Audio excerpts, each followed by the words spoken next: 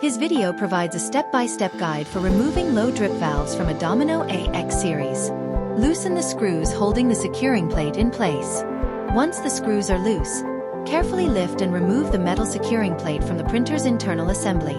Use a slender tool, like a thin screwdriver or pick, to gently pry out the valve's rubber seal from its housing. Gently remove the rubber housing and the spring and valve can be removed.